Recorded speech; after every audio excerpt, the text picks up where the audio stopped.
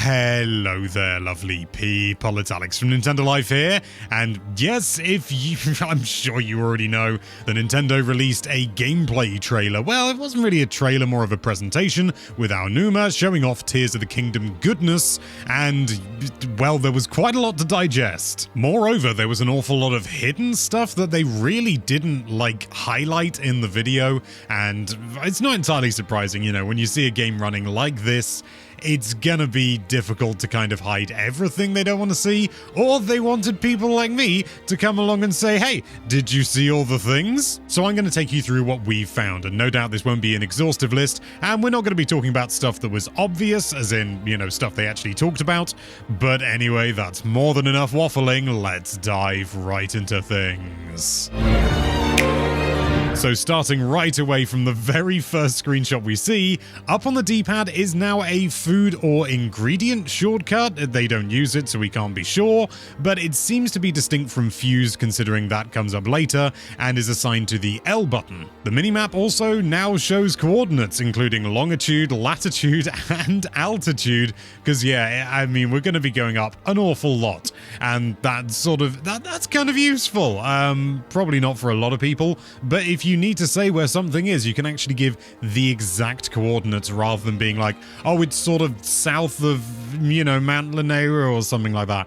It's useful. We can also see puffs of smoke coming from presumably a campfire. Now, we could see this in Breath of the Wild as well, but it was nowhere near as distinct as this. It's a lot clearer. We can also see what appears to be maybe some different constructs over here on the right. It's not clear because, YouTube likes to compress, and it really likes to compress. Well, it really liked to compress Breath of the Wild, and Tears of the Kingdom is no different. This video is a bit of a blur fest. Oh, and here, this bit's great. Okay, we can see a Korok. This is, as far as I'm aware, the first confirmation, unless I'm being a very forgetful sausage, of Koroks being in the game. But this isn't standard. This is a Korok with a big old backpack on his back. He seems to be struggling to get up, and he needs to find his friend. But hey, look, Korok. Adorable. When we get up here, we can see that Naydra is here. It looks very much like Naydra anyway. But Naydra seems to be quite far away from Mount Lanayru, which they did sometimes, but not here? This is definitely a different area. Is it going to be more the case that dragons are around all the time and they have big flight paths that go around the entire map, or bits and things like that, and you have to jump off from the flying islands in order to get to them? If that's the case, that's pretty cool. Now here we can see the Zonai charge material, which, well, that confirms Zonai. We needed it confirming anymore, but yeah, it's actually written down now. Yep, baby, it's Zonai. We can also see a new mushroom here, and this comes up in various points throughout the rest of the presentation, but this is the first time we see it. Nice. And this is one of those instances, but on this screen you can see that Amber has a new design. It looks much more like an arrowhead. It was very sort of rounded in Breath of the Wild, and now it's all pointed as though to sort of say, hey, it can be used to murder. We also get to see Korok fronds, which are distinct from leaves, because Korok leaves were a weapon in Breath of the Wild, and this is a material, so it's got a different name, which also kind of suggests that Korok leaves are also going to be in the game, which is pretty cool, and considering the fuse system, oh, that could be fun. Unfortunately, they attach it, but they don't actually fire it, so we don't know what this is going to do. Sad face. We can also see a new onion or garlic-like ingredient stroke material. No doubt this is going to be something that you can use in cooking, if indeed cooking is still in the game. I imagine it is. Also, it looks like you can put meat on an arrow. I can only imagine that would be for luring and bait for animals or enemies. It's kind of funny to stick meat to an arrow. This is more of a continued confirmation. Link does not have the Sheikah Slate here.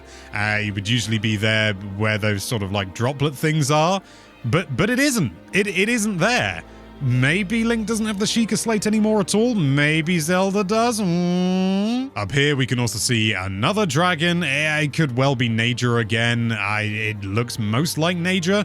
Maybe it's a new dragon. That is a stretch. We can also see a sort of a white-green ball material here. At first, I thought this was the Zonai charge, but it's not. It's got a very different icon, and something else to the right of it as well, which is so indistinct, I didn't even write it in my notes. It's minimap time, and we have got a shrine-like marker on the minimap here, but it definitely is not the standard shrine marker, so maybe some sort of replacement? We don't know. We can see a sort of a minecart track here, and we'll see some more of those later on as well. I just wanted to highlight, hey, we've seen these before in trailers, and we're seeing some more of them. Ooh. We've also got a load of cave icons on the minimap. Some are ticked, some aren't, and that sort of suggests that maybe there are going to be like distinct little caves that you can go into, and they act as almost like mini shrines or something, or, you know, maybe a bit like, I suppose, a chest that you can kind of explore.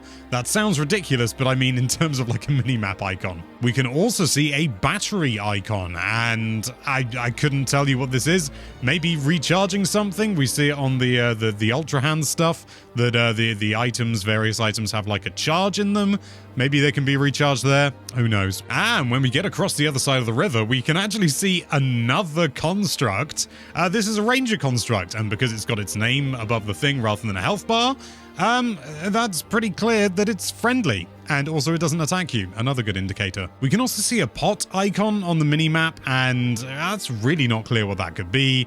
Maybe some sort of shop or something. It's also possible that it's been put down by the user, like, you know, like the little markers that you could get in Breath of the Wild. But that, I don't know. I don't know why they would do that and then leave it in there when they could so easily remove it. Could be a mistake. These things happen. But either way, pot icon. Look at it. Not only that, but we also have an indistinct teal icon, which is just a blob. So I have no idea what this could be. I mean, that color is very much linked to the Zonai, but even then, what could it be? You know, there's loads of Zonai stuff, so I really couldn't even hazard a guess, to be honest. Not an educated one, anyway. Oh, and just after we get to see a new material, the stam bulb, which presumably is some sort of bulb-like thing. Maybe it's what we saw earlier, that sort of onion, garlic-looking thing. That was a bulb. And presumably, it's gonna do something to do with stamina. Maybe not, but it would be, if it doesn't, that's a really silly name. Oh, and at this bit, when they're doing the ascend stuff, they're showing all that off, we see another ranger construct just hanging out by a fire. They're clearly not aggressive or anything like that. So why are some constructs aggressive and some not?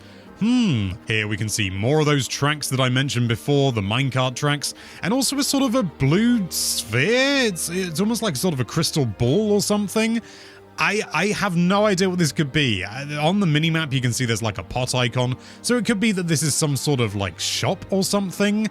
But that seems like maybe a bit of a stretch. It could be anything, frankly. And finally, as they're falling from the Sky Islands and they're falling all the way down, you can see a moment where the map changes and it becomes unpopulated. So they've got the map for at the top, you know, like essentially getting a Sheikah Tower or whatever the equivalent will be in this game for the upper level, the Sky Islands, but not for the ground level, showing that they are distinct.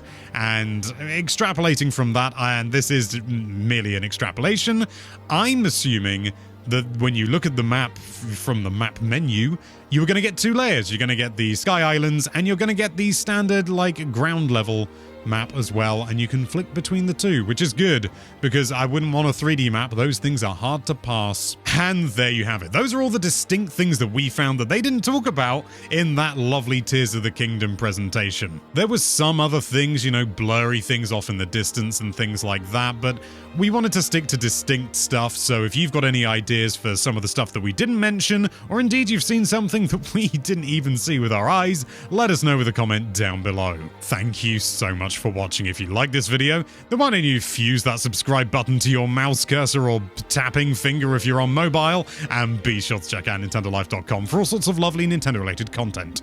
Thank you again for watching. Bye bye.